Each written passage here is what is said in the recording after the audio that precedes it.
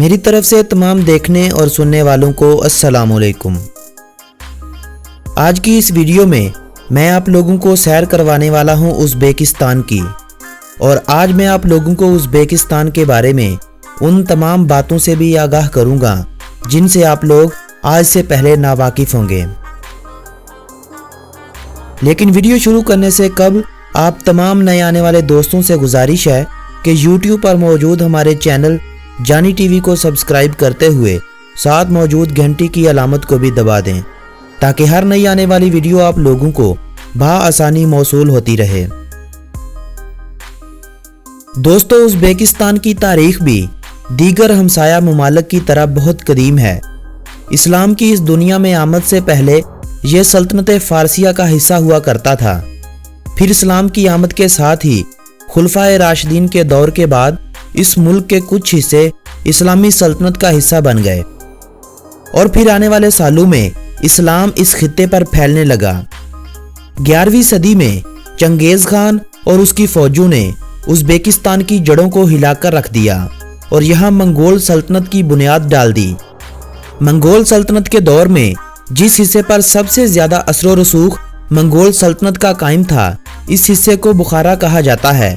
بخارا میں آج بھی منگول سلطنت کے ظلم کی نشانیاں نظر آتی ہیں۔ سلطنت منگول کے بعد ایک بار پھر سے دور شروع ہوا امیر تیمور کی قیادت میں اسلامی سلطنت کا۔ امیر تیمور نے اپنی زندگی میں کل 42 ممالک کو فتح کیا۔ اس کی فتح کے پیچھے ایک راز یہ بھی تھا کہ وہ جنگ میں اپنے دونوں ہاتھوں سے کام لیتا۔ اس کے ایک ہاتھ میں اگر تلوار ہوتی تو دوسرے ہاتھ میں کلہاڑا ہوتا تھا۔ تیموری ریاست کے بعد سلطنت تقسیم ہونے لگی اور وسط ایشیا کے بیشتر حصے 1510 عیسوی تک ازبیک لوگوں نے فتح کر لیے، جس میں ازبیکستان بھی آتا تھا۔ 1729 سے لے کر 1741 عیسوی تک ازبیکستان کے کچھ حصے ایرانی بادشاہ نادر شاہ نے فتح کر لیے تھے، مگر بہت جلد یہ مقبوضہ علاقے ازبیک لوگوں نے بحال کروا لیے تھے۔ 1785 سے 1920 عیسوی تک قائم ہونے والی ریاست کو امارت بخارا کہا جاتا ہے۔ 30 اپریل 1920 سے رشیا کے اتحاد سے قائم ہونے والی سلطنت کو بخاری عوامی سوویت جمہوریہ کہا جاتا تھا۔ 1924 عیسوی میں اس سلطنت کا نام بخاری سوویت اشتراکی جمہوریہ رکھ دیا گیا، اور 1991 تک سوویت یونین کے ٹوٹنے تک اس سلطنت کا یہی نام رہا۔ 1 ستمبر 1991 کو ازبیکستان نے روس سے آزادی کا اعلان کر دیا۔ 8 دسمبر 1991 کو آزادی دی گئی، مگر عملی آزادی 25 دسمبر 1991 کو دی گئی تھی۔ اس آزادی کے ساتھ ہی ملک کا نیا نام جمہوریہ ازبیکستان رکھ دیا گیا، جسے اقوام متحدہ نے 2 مارچ 1992 کو قبول کیا تھا۔ 8 دسمبر 1992 کو ازبیکستان کا پہلا آئین متعارف کروایا گیا تھا۔ آئین کے بعد سے آج تک ازبیکستان کو توڑنے کی کوششیں جاری رہی ہیں۔ ازبیکستان کے لوگوں کا ماننا ہے کہ ملک میں برپا ہونے والے اس فساد کے پیچھے امریکہ کا ہاتھ ہے، مگر خدا کی ذات ہے جو اس اسلامی ملک کو بچائے ہوئے ہے۔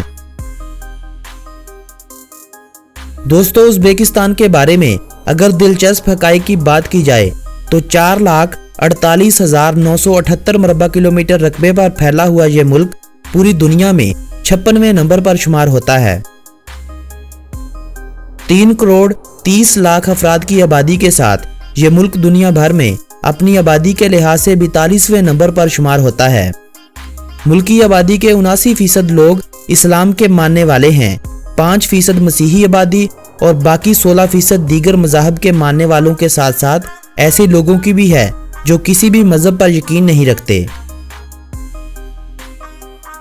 1970 عیسوی کے اعداد و شمار کے مطابق 1,03,000 یہودی بھی یہاں بسا کرتے تھے، مگر 1980 عیسوی کے بعد سبھی اسرائیل منتقل ہو گئے تھے۔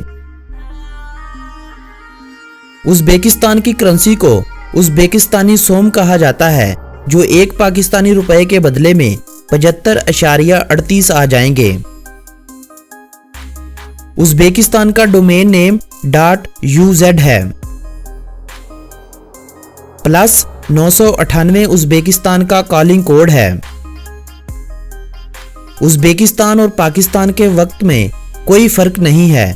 अगर पाकिस्तान में दिन के 12 बज रहे हैं तो उज़्बेकिस्तान में भी दिन के 12 ही बज रहे होंगे। उज़्बेकिस्तान एशिया के वस्त में दोहरा ज़मीनबंद मुल्क है। दोहरा ज़मीनबंद मुल्क ऐसे मुल्क को कहा जाता है जिसके हमसाया मुमालिक की भी कोई सरहद किसी समुंदर को न लगती हो। ये मुल्क लिechtenstein के बाद दुनिया का दूसरा वाहिद मुल्क है जिसके हमसाया मुमालिक भी समुंदर से महरूम हैं। इसकी सरहदें मगरब और शुमाल में काज़िकिस्तान, मशरक में किर्गिज़स्तान और ताजिकिस्तान और जनूब में अफगानिस्तान और तुर्कमानिस्तान से मिलती हैं। तुर्की ज़ुबान से निकली हुई उज़्क ज़ुबान उज़्बेकिस्तान की कौमी और सरकारी ज़ुबान है। ये ज़ुबान तुर्की बोलने वाले यूं समझ लेते हैं जैसे उर्दू बोलने वाले हिंदी को। उज़्बेक के बाद रशियन ज़ुबान को बहुत अहमियत हासिल है। बहुत से कागजात पर रशियन ज़ुबान दर्ज होती है। अगर हम यूं कहें कि रशियन उज़्बेक के बाद दूसरी सरकारी ज़ुबान है तो ये कहना भी गलत ना होगा। इन दोनों के अलावा ताजिक ज़ुबान बोलने वालों की तादाद भी कदरे पाई जाती है। ताशकंद मुल्क की दारुल हुकूमत है। इस शहर को दारुल हुकूमत होने के अलावा उज़्बेकिस्तान का सबसे बड़ा शहर होने का भी एजाज़ हासिल है। ये शहर अपने अंदर तकरीबन 25 लाख अफराद को समोए हुए है। मुल्की आबादी का 83.8% लोग उज़्बेक नस्ल से ताल्लुक़ रखते हैं, जबकि 4.8% ताजिक नस्ल से, 2.5% काज़िक नस्ल से, 2.3% रशियन, जबकि बाकी 6.6% लोग दीगर नस्लों से ताल्लुक़ रखते हैं। फुटबॉल उज़्बेकिस्तान की सबसे मशहूर खेल है। फुटबॉल के अलावा basketball, ice hockey, rugby union, handball, cycling और दीगर ओलंपिक्स खेलें बहुत शौक से खेली जाने वाली खेलें हैं। उज़्बेकिस्तान में तालीम की शरह 99.3% है। उज़्बेकिस्तान दुनिया का चौथा सबसे बड़ा सोने के ज़खायर रखने वाला मुल्क है। एक साल में 80 टन सोना निकाला जाता है। तांबे के ज़खायर के हवाले से उज़्बेकिस्तान का नंबर 10वां आता है। यूरेनियम के ज़खायर के हवाले से इस मुल्क का नंबर 12वां है, मगर यूरेनियम की पैदावार के हवाले से इसका नंबर 7वां है। गैस की पैदावार के हवाले से इस मुल्क का दुनिया भर में 11वां नंबर है। इन सब के अलावा तेल भी उज़्बेकिस्तान की मईशत में अहम किरदार अदा करता है। तवानाई के शोबों में चाइना उज़्बेकिस्तान का सबसे बड़ा पार्टनर है। माइनिंग इंडस्ट्री के बाद ज़राअत भी उज़्बेकिस्तान की मईशत में बड़ा अहम किरदार अदा करती है। इन सब चीज़ों की मौजूदगी हमें सब बता रही है कि अमेरिका क्यों अफगानिस्तान के बाद उज़्बेकिस्तान की तरफ नजरें घुमा रहा है। बुखारा, समरकंद और खेवा, ये 3 बड़े शहर उज़्बेकिस्तान से गुजरने वाले सिल्क रोड का हिस्सा बन रहे हैं, जो सियाहों के लिए बहुत ही पुरकशिश मुकाम है, जिनसे सियाहों की उज़्बेकिस्तान में आमद बढ़ती नजर आ रही है। उज़्बेकिस्तान में 5 यूनेस्को वर्ल्ड हेरिटेज साइट के अलावा बेशुमार दीदनी मुकामात हैं, जिन्हें देखने दुनिया भर से काफ़ी सियाह उज़्बेकिस्तान का रुख करते हैं। काफ़ी रिसर्च के बावजूद भी मैं पिछले 2 सालों में आने वाले सियाहों की तादाद मालूम न कर सका, मगर 2013 में ये तादाद 3 लाख से ज़्यादा थी। उज़्बेकिस्तान की ज़्यादातर आबादी देहात में रहती है। उज़्बेकिस्तान दुनिया का दूसरा सबसे बड़ा कॉटन एक्सपोर्ट करने वाला मुल्क है, जबकि पैदावारी हवाले से इसका नंबर दुनिया भर में 5वें नंबर पर आता है। उज़्बेकिस्तान कुदरती वसाइल से माला माल है, मगर उज़्बेकिस्तान में सियासतदानों और चंद हजार लोगों के पास ही दौलत है। बाकी कौम गुर्बत से दो चार है। उज़्बेकिस्तान के लोग अपने कल्चर और अपने रवायती गानों की वजह से बहुत मशहूर हैं। औरतें घरों में कपड़ों पर कढ़ाई करके उन्हें बेचकर घर की आमदनी में इजाफा करती हैं। इस कढ़ाई वाले कपड़ों पर आपको उज़्बेकिस्तान की सकाफत का गहरा रंग नजर आएगा। मुल्क भर में पानी की कमी पाई जाती है। دریا بھی آدھے سے زیادہ سوکھ چکے ہیں اور بعض علاقوں میں زمینی پانی بھی بہت گہرا ہے جسے نکالنے کے لیے بہت زیادہ اخراجات آتے ہیں۔ لوگ سرمایہ کی کمی کی وجہ سے پانی سے محروم ہوتے نظر آتے ہیں، اسی لیے زراعت کا پیشہ قدرے کم ہوتا نظر آتا ہے۔ زراعت میں بارش کا بڑا کردار ہے جو کاشتکاروں کی امیدوں کو ہرا کر دیتی ہے۔ چونکہ ازبیکستان ایک مسلم ملک ہے، اسی وجہ سے قانون بھی بہت سخت ہیں۔ جوا کھیلنے، غلام بنانے اور شراب نوشی پر سختی سے پابندی عائد ہے۔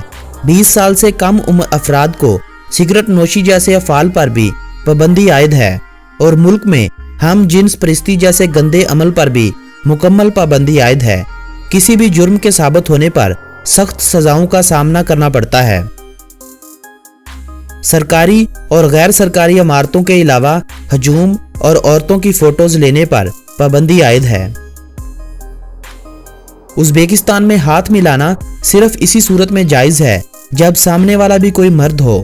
عورتوں کے ساتھ ہاتھ ملانا برا سمجھا جاتا ہے، جبکہ مرد اپنے رشتہ دار عورتوں کے سروں پر ہاتھ پھیرتے ہیں۔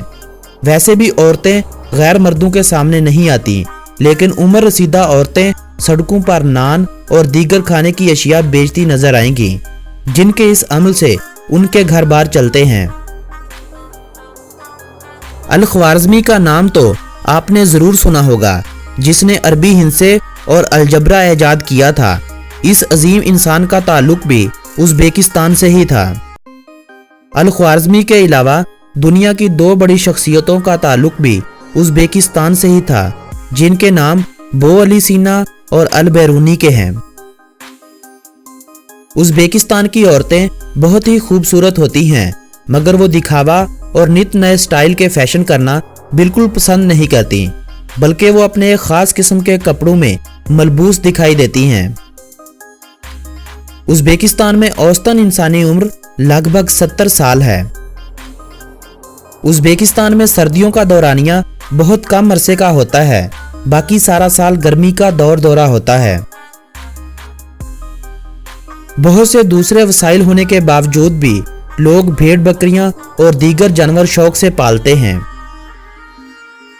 دوستو، یہ تھی ازبیکستان کے بارے میں دلچسپ معلومات پر مبنی ایک بے حد خوبصورت اور تفصیلی ویڈیو، مگر ان سب معلومات کے باوجود بھی کئی ایک ایسی باتیں ہوں گی جو ہم آپ کو بتانا بھول گئے ہوں گے۔ سو رہ جانے والی تمام باتوں، ازبیکستان کے تفریحی مقامات اور ویزے کے حصول کے بارے میں ہم آپ کو ازبیکستان پر بنائی جانے والی اگلی ویڈیو میں بتائیں گے۔ آج کی یہ ویڈیو اگر آپ دوستوں کو پسند آئی ہو تو اس ویڈیو کو اپنے عزیز و احباب کے ساتھ واٹس ایپ اور فیس بک وال پر شیئر کرتے ہوئے اپنی پسندیدگی کا اظہار کریں۔